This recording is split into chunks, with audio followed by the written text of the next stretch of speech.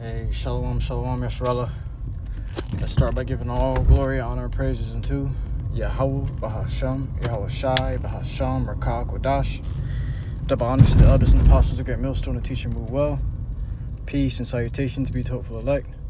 I'm Bilal Tazwa. I'm coming at you from the Prophet, from the GMS Tampa branch, down here in Tampa, Florida.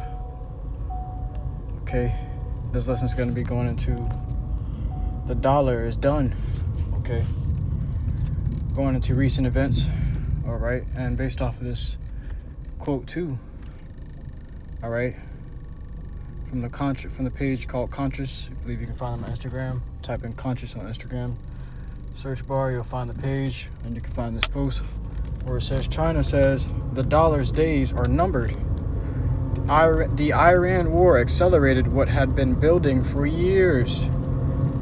All right. So what's that saying? There's years where only weeks are accomplished, but there's weeks where years can happen. Okay, there's years that can be accomplished in weeks, somewhere along the lines. But you see how it's been taking years to kill this dollar. All right, but now look at this Iran war. I'm trying to say, it said this war with Iran just accelerated it. Now you just also had China and Russia, okay, just dropped the US dollar and started trading for oil in the Yuan. All right, so they don't trade through the US dollar anymore. This caused the US dollar to take a major hit.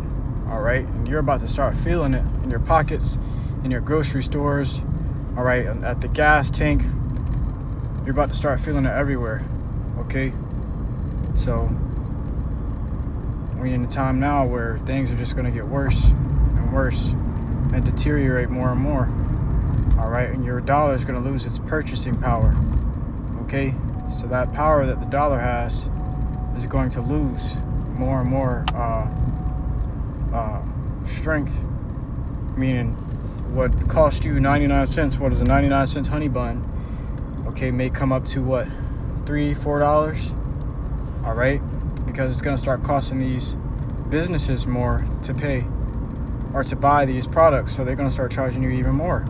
Now the businesses already get their resources and their products at a discounted price. What you see on the shelves, the clerk, I wouldn't say the clerk, but the owner of that store has paid significantly less for it already. So for your dollar to for your dollar, for what you're paying from $1 to $5, okay, 5 times more. For your dollar to go from $1 to $5, then theirs is going to go up.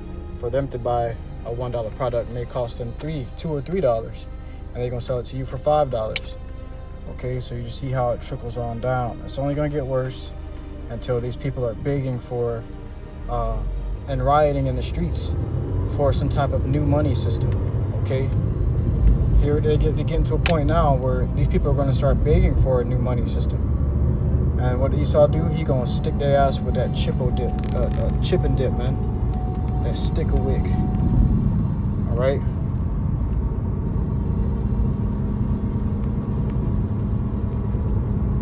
So let's get into it.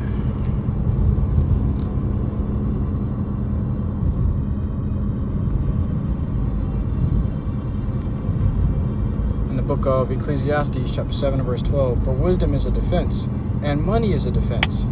So money is a defense, man. All right. So for the dollar to be collapsing and to be falling at this time means Babylon's defenses are weakening. Okay, and out of all times, it happens to be weakening during a war. Okay, that usually happens during a war. Things get more expensive. Things get more costly because of the cost of war. Okay, resources go up. Oil and gas goes up. People start panic buying, all right, which causes the prices to go even higher. Okay, and then people starts rioting and looting and destroying and killing each other, and robbing each other for resources. Okay, just goes to show you how a country collapses when their defenses are thrown down. All right. Right now, what they love to say, what's the saying in the world? The world revolves around money, or money makes the world go around, which basically means life, your everyday life, with the comfortability and all that continues with money. Okay, but when money's taken away, that comfortable life that you may have been enjoying is thrown out of balance, thrown out of whack. Okay, it's like the world stops, and you got to try to fight to get on your toes, fight to get on your feet, fight to eat. Okay. For wisdom is a defense, and money is a defense. All right. So to have wisdom and money is both good, but I mean, you got a good defense. You have a great defense if you got wisdom and money. It says, but the excellency of knowledge is the wisdom, that wisdom giveth life to them that have it. Okay, which you can't always have money. Money is a perishable thing. It comes and goes. Money is it's a part of the earthen vessels, man. It comes from the earth. It comes from the dirt of the earth. It says, consider the work of Yahweh Shemel Shai, for who can make that straight, which he hath made crooked. Okay, you can't change Esau no matter what, but the point is in verse 12, where it says, for wisdom is a defense and money is a defense. You see how that America's defenses are collapsing because their dollar is collapsing. What does this mean? Okay, this means they're about to kick in a new world order, a new world currency. Okay, why do you think they put so much money into digital currency, into AI, into digital infrastructure? Why do you think they're putting all this money into such things, man? It's an investment. They're investing in digital payments. They're investing in a digital currency. They're investing in the MOTB, the mark of the beast, which is that chip they're going to stick in everybody. Okay? This is their ultimate goal. Transhumanism is what they call it. All right? They want to fuse man with machine. They've got so obsessed with machine and slaves that now they're going to start to fuse their slaves with machines. They want the machines to work for them, and they also want the slaves to work for them. But the machines can't do what the slaves can't, and the slaves can't do what the machines can. Okay, so he's going to fuse them to make the ultimate slaves. He wants to make an ultimate product out of you. This devil is wagering your life and your salvation on how efficient his work gets done, on how efficient his kingdom is built. All right, he doesn't care nothing about you. Okay, and this is what we're coming into. This is the book of Revelation, chapter 12 and verse 13.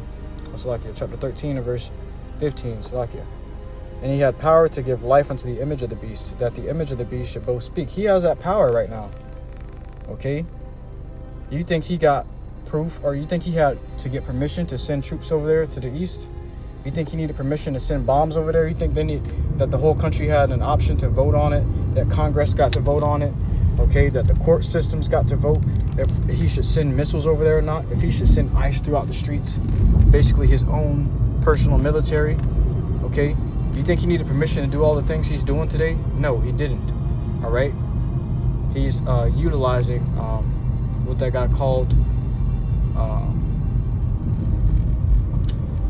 I forget the word he said, but basically it means it goes into total power, pretty much total control.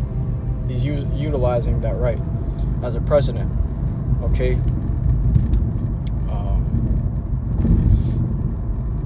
which means no one can tell him no. He's going to do what he wants at the end of the day. And really, the Lord got his hand in Trump's heart. All right, Trump is doing the things he's doing because the real people that run this country, which is who? The small hats, are calling the shots. They giving him permission to do the things he's doing. Okay, that's the true headquarters. You think the headquarters is the court systems, the Congress? They have no power, man. They have no power. Only people they have power over is you slaves. Okay, it says, and he had power to give life unto the image of the beast, that the image of the beast should both speak and cause that as many as would not worship the image of the beast should be killed.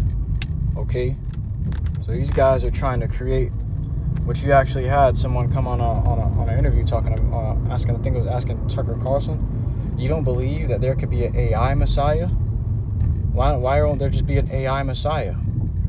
If the Messiah is so great, can't he just come through AI?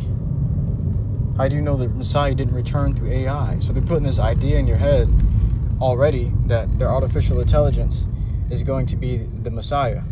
Okay, their system and their new world religion, one world religion, okay, one world belief system is going to be based off of artificial intelligence, which is going to push toward the mark of their goals.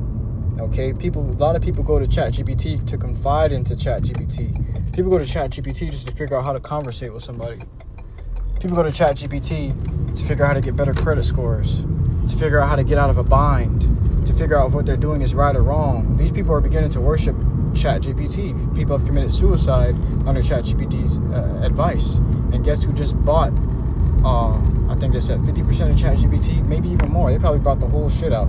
The small hats, okay? And he calls it all, both small and great, rich and poor, free and bond, to receive a mark on their right hand or in their foreheads. And that no man might buy or sell, save he that had the mark, or the name of the beast, or the number of his name. Don't you know these devils, they have our book? Don't you know they understand these things? Don't you know that the scripture is prophesied unto them that they're going to do this? Imagine someone telling you that you're going to do something before you do it, and you live all your life trying to counteract that, trying to go against what someone told you were going to end up doing. And this is what Esau Edom is doing. They're trying to dance all around it, but they can't. Eventually, this is going to lead to a point where they're going to have to do what the scripture told them they were going to do. They don't want to end up running off into this prophecy, or resorting to this prophecy, because they know what comes after it. They say, man, if we do this, that means we're going to end up going into slavery like the prophecy said too. We're going to end up having to destroy ourselves. Our whole country's going to get destroyed. Everything's going to be destroyed, and the Lord's going to come back and destroy us and put us in chains if we do that. But he's at a point. What does scripture say? He shall be had in the straits. All right, let's grab it. Because he don't know what else to do. He doesn't know what else to do but to follow the scriptures. That's his lot. Job 20 and 22 says, in the fullness of his sufficiency, he shall be in straits. So right when this devil is about to accomplish, okay, his goals, he's going to be had in straits. He's going to be in a difficult position. All right, do I just stick their ass with a chip? Or what? What should I do? You know what? I'm going to follow. I'm going to just do what I got to do. You know? Bring out the MOTB. Bring out the mark of the beast. It says, every hand of the wicked shall come upon him. These people going to tear him apart, man. When he's about to fill his belly, Yahweh Shemi Shah shall cast the fury of his wrath upon him, and shall rain it upon him while he is eating. His goal is to just to make a new species of people. He really thinks he's God. What does scripture say? This nigga said he gonna ascend into heaven and set his throne amongst the stars, and he shall be like the Most High. Okay, so he is trying to create a new people through machine and the creation which the Lord had already created. It says, verse 24, he shall flee from the iron weapon, which is what? The nuclear missiles. And the bow of steel shall strike him through. He's not going to get away. As much as he want to, okay? He's not going to get away, man. It is drawn and cometh out of the body. Yeah, the glittering sword cometh out of his gall. Terrors are upon him. He's afraid. He knows what his end is. He's seeing himself accomplish all the things the scripture said he would. Now he knows, oh man, if we keep going down this path, you know, that Project Looking Glass showed them that they only had one path to go down. Okay, no matter what they do or which direction they take, which path they take, it's always going to lead down one road, which is a dead end. Okay, which is the end of their kingdom.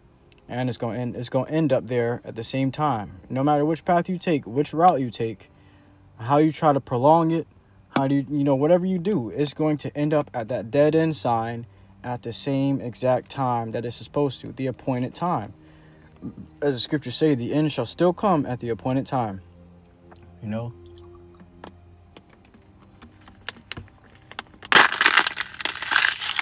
Why do the heathen rage and imagine a vain thing? Because they know they know they ain't got it. They know they ain't got next. They want it so bad. They want to sit on that seat so bad. Everybody wants to sit on the ruler seat. Nobody has what it takes to rule.